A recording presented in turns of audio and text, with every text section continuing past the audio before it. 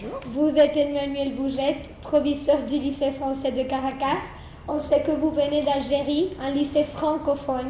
Donc, premièrement, est-ce que vous parlez l'espagnol? Alors, je parle pas bien l'espagnol, mais je comprends tout. Je pensais pas aussi bien comprendre, donc je suis contente. Parfois c'est assez comique les réunions parce que les personnes parlent en espagnol et je réponds en français parce qu'elles ont un bon niveau de français et on arrive à se comprendre.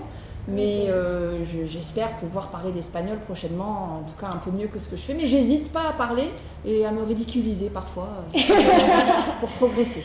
Parce que c'est en parlant qu'on progresse. C'est vrai, c'est vrai. Bon, qu'est-ce que vous a fait postuler pour le Venezuela? Car on sait qu'il y a des options. Donc, qu'est-ce qui vous fait candidater ici? Alors, j'ai été dans beaucoup de pays dans le monde et je connaissais pas du tout l'Amérique latine. J'avais très envie de l'Amérique latine. Et puis, pour des raisons familiales aussi, quand j'étais jeune, mon père il disait toujours un jour on partira au Venezuela. Et puis, on n'est jamais parti. Mais voilà, c'était une manière de vivre cette histoire. Oh, c'est intéressant. Ok, nous suivons l'actualité et nous avons lu un article qui expliquait que l'Algérie met brusquement fin à l'enseignement des programmes scolaires français au lycée privé. Qu'est-ce que vous en pensez de cette situation? Alors déjà, le lycée international Alexandre Dumas, qui est le lycée français à Alger, n'est pas touché par cette mesure puisque c'est un lycée international. Okay. Cette mesure, elle touche les lycées privés, mais pas internationaux. Nous, le lycée à Alger dépend d'un accord bilatéral avec le gouvernement français et le gouvernement algérien, donc n'est pas touché par cette mesure. Okay. Ensuite, des mesures de ce type, pendant les 5 ans où j'y ai été, il y en avait de manière régulière. Voilà, on verra ce que ça peut donner. En tout cas, ce que je sais au jour d'aujourd'hui, c'est que les élèves qui, pendant plusieurs années, se sont préparés à passer le bac français, dans ces établissements scolaires, ont quand même la possibilité de s'inscrire à l'examen en tant que candidat libre.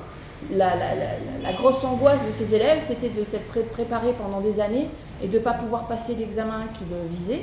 Mais on sait qu'ils peuvent s'inscrire, l'inscription n'est pas interdite. Donc ils sont en train de s'inscrire d'ailleurs.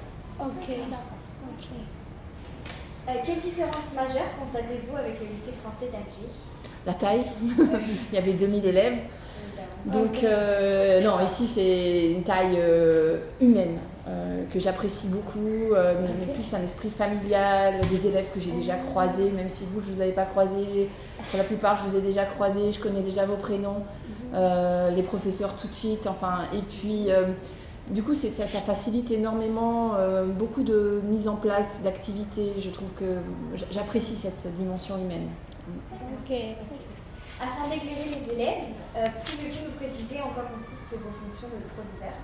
Alors en tant que proviseur, je dois impulser et relayer tout ce qui vient du gouvernement ou du ministère de l'Éducation nationale pour m'assurer qu'on est bien dans les règles pour pouvoir être homologué. L'homologation d'un lycée, ça permet d'assurer aux parents que le diplôme qui est préparé ici est le même que dans tous les lycées français de l'étranger. Je coordonne, j'écoute et puis je peux mettre en place aussi des choses qui me tiennent à cœur. Par exemple, pour moi, le bien-être des élèves, c'est quelque chose de très important, le bien-être du personnel aussi. Et c'est quelque chose sur lequel j'aimerais bien travailler avec vous parce que ça compte pour moi. Okay. Je suis représentant de l'État aussi. Voilà. Okay. Est-ce que pour le moment vous considérez cette expérience comme positive et si oui, qu'est-ce qu'elle vous a apporté? Jusqu'ici, par rapport à ici? Oui, jusqu'ici. Alors, beaucoup d'informations, il a fallu gérer beaucoup de situations nouvelles et essayer de comprendre très vite comment ça fonctionnait, connaître les gens. Donc c'est un beau challenge personnel déjà, donc c'est agréable de se dire « Ah bah tiens, quand même, j'ai bien avancé par rapport au début d'année, je comprends mieux ».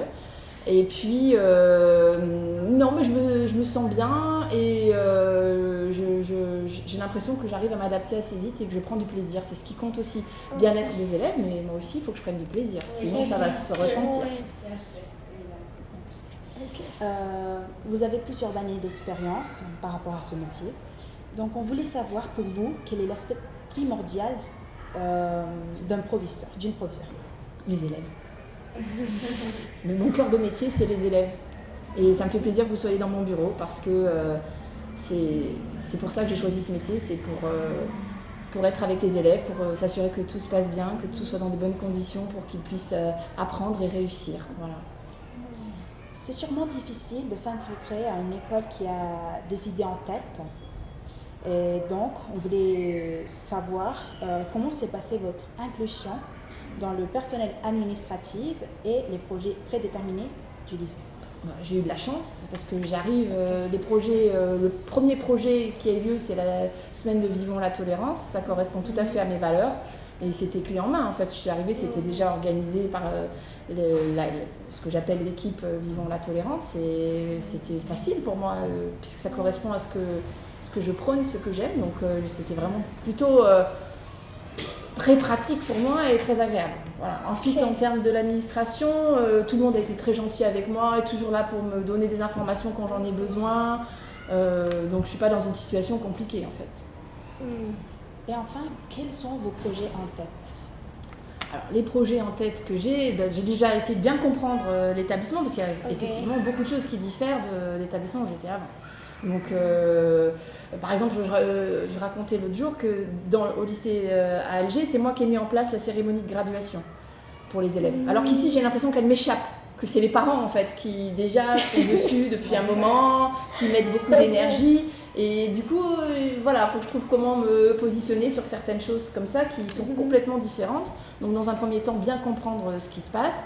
Et puis ensuite, mettre ma manière de faire au fur et à mesure dans ce que je vais observer. Mais pour l'instant, ce que j'observe, c'est plutôt agréable à voir et très dynamique, en tout cas. Autant du point de vue des enseignants que des élèves, que de l'administration, tout le monde ici, on a l'impression, est très engagé dans ce qu'ils font. Merci beaucoup, madame, d'avoir répondu à nos questions et pour votre temps. Je vous en prie, et puis je vous suis avec attention, et j'ai déjà suivi votre premier podcast, et je vais vous suivre avec attention. Voilà. Merci. Au revoir. Au revoir.